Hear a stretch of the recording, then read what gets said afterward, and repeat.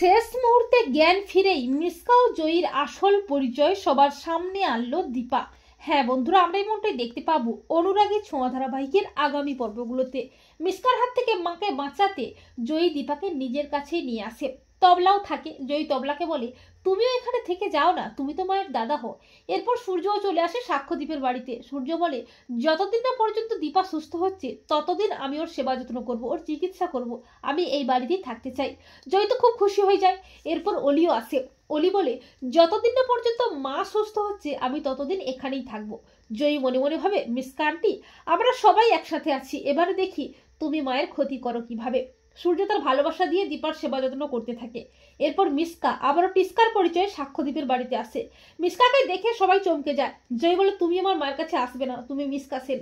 সূর্য বলে হ্যাঁ জয়ী, তুমি ঠিকই বলেছো, ও মিশকা, ও দীপার ক্ষতি করেছে, ওকে আমি ছাড়বো না। সূর্য বলে জয়ী, কিন্তু তুমি কি করে জানলে ও মিশকা? মিশকার ভয়ে জয়ী কোনো মতে সত্যিটা কাউকে বলে না।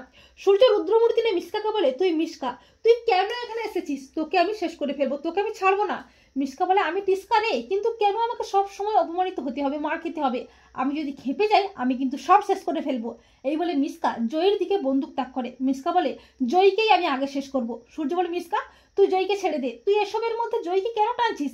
জয়ী এসবের কিছুই জানে না। আর ঠিক তখনই দীপার জ্ঞান ফেরে। দীপা চিৎকার করে বলে ডাক্তারবাবু, ওই জয়ী আমাদের রূপা, আর ওই টিস্কাই আসলে মিশকা সেন। ওই মিশকার হাত থেকে আমাদের রূপাকে বাঁচান ডাক্তারবাবু। দীপার জ্ঞান ফিরে আসে, সবাই তো চমকে ওঠে। সূর্য বলে দীপা, দীপা তোমার জ্ঞান ফিরেছে। মিশকা পালানোর চেষ্টা করে। সূর্য বলে মিশকা তোকে আমি ছাড়বো না, আজ তোকে আমি শেষ করে ফেলবো। কোনো আইন নয়, আদালত নয়, আজকে আমি তোকে নিজের হাতে শেষ করব। তখন তবলা বলে ডাক্তারবাবু, ছুঁচো মেরে হাত বন্ধ করবেন না, আমার উপর ছেড়ে দিন না, আমার দলের ব্যবস্থা আমাকে করতে দিন। তো বন্ধুরা, তোমরা এটাই চাও তো যে শেষ মুহূর্তে দীপা যেন জ্ঞান ফিরে মিশকা ও জয়ীর পরিচয় সবাইকে জানিয়ে দেয়? কমেন্ট করে এক্ষুনি জানিয়ে দাও তোমাদের মতামতটি।